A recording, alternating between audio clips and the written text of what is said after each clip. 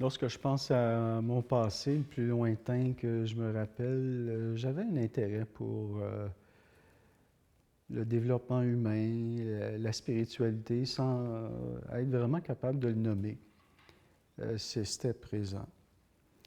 Mais je ne suis pas né avec des talents particuliers, je ne suis pas né avec des facilités à l'illumination spirituelle. Puis, je ne suis pas né non plus dans la famille la plus parfaite, comme les gens peuvent le croire. Non, rien de ça. Il a fallu que je fasse vraiment mon chemin, que je me transforme, que je me guérisse, que je me soigne. Euh, la voie intérieure s'est ouverte à moi euh, probablement au cours de l'adolescence, mais surtout, je crois, dans ma jeune vingtaine. Là, maintenant, j'ai 59 ans, donc ça remonte assez loin. Dans ma jeune vingtaine, où j'ai découvert l'océan, mon premier métier, j'ai une formation d'officier de marine marchande, donc, vous voyez, ça n'a aucun rapport avec ce que je fais. Mais je crois que c'est là que j'ai gagné en introspection. L'immensité, l'océan, la vastitude incitent à la réflexion, à l'intériorité. C'est un monde de silence. Donc, c'est là, que, selon moi, que ça s'est amorcé d'une façon plus sérieuse. Mais encore une fois, il n'y avait rien d'apparent, il n'y avait pas rien de clair. Je crois que tout s'est amorcé quand j'ai rencontré un maître, un enseignant, un guide, que je ne demandais pas vraiment. Ma vie n'allait pas bien. En fait, c'était chaotique. Il n'y avait rien, absolument rien qui fonctionnait, ni en amour, ni au niveau du travail, ni au niveau personnel. C'était vraiment rien qui fonctionnait. Toutes les portes étaient fermées. Alors, je ne savais que faire. Et donc, la rencontre de cette personne-là a été un feu d'artifice pour moi, a été une révélation. J'ai découvert, grâce à cette rencontre-là, la pratique de la méditation. J'ai découvert ce qu'était la voie intérieure. J'ai découvert ce qu'était vraiment l'essence de la spiritualité. Pour moi, ça a été un choc, une révélation, une découverte. Euh, et c'est là que, selon moi, tout a basculé pour le mieux. Ma vie a vraiment commencé à ce moment-là. Et voilà, tout au cours de cette période-là, qui passe de l'adolescence à ma jeune âge adulte, beaucoup de gens me disaient que j'étais voué à l'enseignement, aux relations humaines, à la spiritualité, mais je comprenais rien de ce qu'on me disait. Toujours est-il que ce que je veux passer comme message, c'est que il a fallu une bonne période de temps avant que je découvre qui je suis. Puis moi, ça a été au milieu de ma vingtaine. Puis tout au cours de ce parcours-là, je m'ignorais, mais complètement. J'étais complètement dans mon arrogance, complètement dans mon orgueil, complètement dans mon ego, jusqu'au jour que j'ai découvert que tout ça, c'était illusoire, que je n'étais pas moi.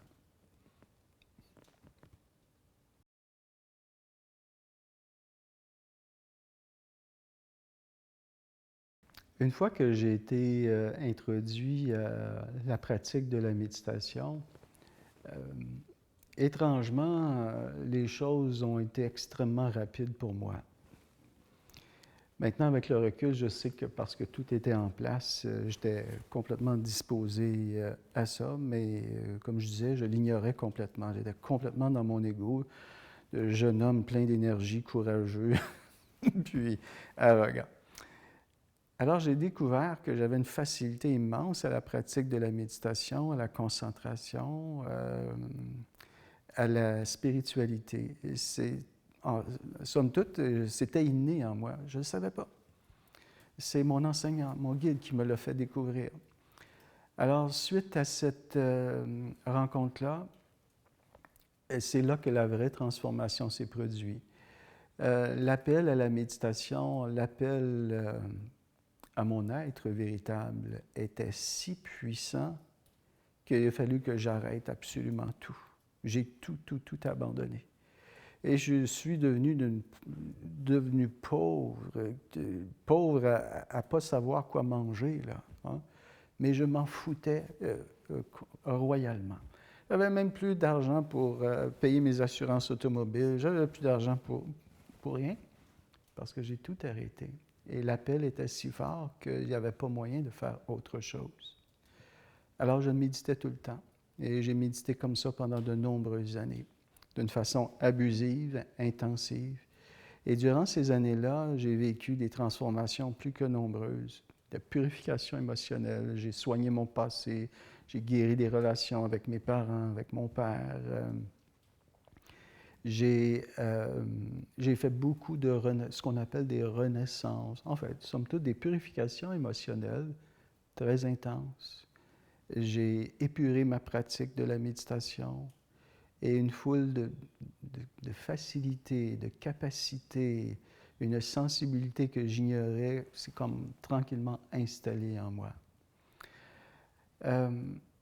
Donc, durant cette période qui a duré plusieurs années, environ 3-4 ans, c'est là que, selon moi, mon avenir d'enseignant spirituel s'est amorcé.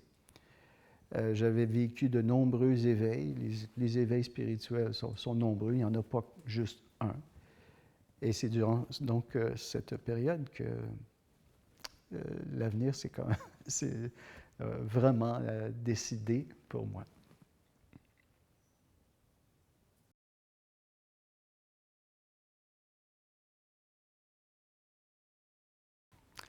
Après cette période d'introspection, de méditation intensive qui a duré de nombreuses années, c'est devenu évident que ma vie serait ça, que je consacrerais ma vie à l'enseignement de la méditation et au développement spirituel.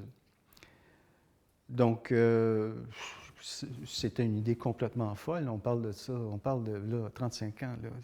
Ça n'existait même pas comme travail dans notre coin au Québec. Mais je m'en foutais, puis il n'y avait pas de place pour autre chose. Alors j'ai fait mon chemin à travers ça, puis je suis devenu un enseignant spirituel. Et là, c'était le défi d'avoir une vie à peu près normale, qui ressemble un petit peu à tout le monde, alors que j'étais, mais pas dans ce monde. Dans le monde, mais pas de ce monde. Toutes mes transformations avaient tellement changé ma perception du monde, mes croyances. Je me suis tellement dégagé émotivement que, voilà, j'étais une personne, selon moi, qui était complètement nouvelle. Alors, c'était le défi de vie qui se présentait à moi, c'est de rester dans le monde. Et j'ai trouvé ça très difficile, très, très difficile. Ma tendance à l'introspection, mon mysticisme naturel, ma tendance à l'isolement, à la méditation, faisait que se présentait à moi un défi que je n'avais vraiment pas vu venir. Le défi de rester dans le monde. Alors, ça s'est présenté comment? Bien, j'ai rencontré une femme, puis je l'ai mariée, puis j'ai eu des enfants. J'ai eu 3 enfants, puis c'est pas que... ça n'a pas été une histoire qui a été aisée pour moi à cause de cette tendance que je viens de nommer. Alors, le défi, c'était de descendre dans le monde, de descendre de ma montagne. J'avais trouvé mon ciel, j'avais fait plus que nombreuses expériences spirituelles. Je me connaissais plus profondément, j'avais une meilleure conscience de moi, j'avais vécu un détachement immense, mais là, il fallait que je reste dans le monde. Alors, une bonne partie de ma vie, ça a été le grand défi. Alors, j'ai relevé le défi de vivre comme tout le monde et j'ai vécu comme tout le monde. Alors, au début, j'avais tout laissé de côté, mes intérêts personnels. Comme j'ai toujours aimé le ski, j'ai toujours aimé la voile, j'ai toujours aimé me tenir en forme. Mais avec la méditation, les expériences, tout ça a complètement disparu. Mais quand j'ai fondé une famille, quand j'ai décidé de redescendre de ma montagne, j'ai vu que, wow, c'était une nécessité. Donc, la méditation s'est installée au quotidien, les transformations ont continué, mais j'ai resté dans le monde. Et je vis comme tout le monde. Puis, je vous avoue que c'est peut-être une de mes belles réalisations de vie, avoir su rester dans le monde malgré toutes mes transformations spirituelles. Rester finalement comme les autres, bien que je sois rendu ailleurs. Alors voilà.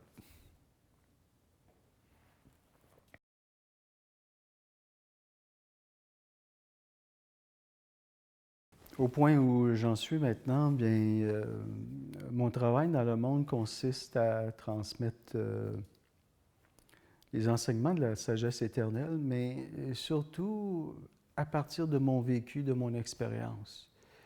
Euh, Moi, j'ai pas voyagé dans le monde pour rencontrer des maîtres, des sages, des avatars. J'aurais pu le faire, mais ça a été beaucoup plus simple que ça. La voix intérieure m'a été présentée, j'ai répondu à l'appel, j'ai j'ai fermé la porte de ma chambre et j'ai médité pendant des années. C'est ce que j'ai fait. J'ai pas voyagé. Le seul voyage que j'ai fait a été intérieur. Et ça, donc, tout le monde peut le faire. Et maintenant, ce que je fais, c'est transmettre ce que mon voyage intérieur, ce que mes transformations m'ont appris. Oui, j'ai appris des choses, je suis autodidacte, là, bien sûr, mais vous savez, ce travail d'enseignant spirituel, c'est pas quelque chose qu'on désire. Moi, je n'ai pas désiré être enseignant spirituel. Je ne décide pas ça comme ça. C'est le travail qui te choisit. C'est venu à moi. La vie a décidé de toi, c'est ça que tu vas faire. Et moi, j'en avais rien à foutre. Je ne savais même pas qu'est-ce que c'était. Alors, c'est pas un choix délibéré de mon ego, c'est pas issu d'une volonté personnelle. C'est quelque chose de plus grand en moi qui a décidé que je ferais ce travail-là. Et maintenant, mon travail, si on peut appeler ça un travail, consiste à étendre la sagesse sans âge, mon expérience, partager mes acquis pour que ces enseignements-là, qui font tant de bien, qui sont si libérateurs, rayonnent de par le monde. J'ai aucune ambition personnelle dans ce travail-là. Je ne cherche pas la notoriété, j'ai rien à vendre, je ne cherche pas le pouvoir, donc mes enseignements sont absolument universels, non sectaires, c'est pas de la religion. C'est un enseignement. En fait, je suis très, très libre dans ce que j'enseigne. J'ai pas vraiment d'intérêt personnel dans ce travail-là, à part que continuer d'en vivre, puis d'apporter le maximum de bien autour de moi. Alors, j'enseigne depuis maintenant 30 ans. J'ai initié des milliers, je ne l'ai jamais compté, là, mais des milliers de personnes à la méditation, puis au développement spirituel, parce qu'il y a une différence. Il y a des gens qui veulent simplement méditer et il y a des gens qui veulent croître spirituellement. Donc, j'ai initié des milliers de gens là-dedans. J'ai écrit quelques livres sur le développement spirituel et la méditation. Et voilà. Donc, la vie va me conduire là où elle doit me conduire. Puis, je suis très heureux de partager tous mes acquis à quiconque est prêt à le recevoir.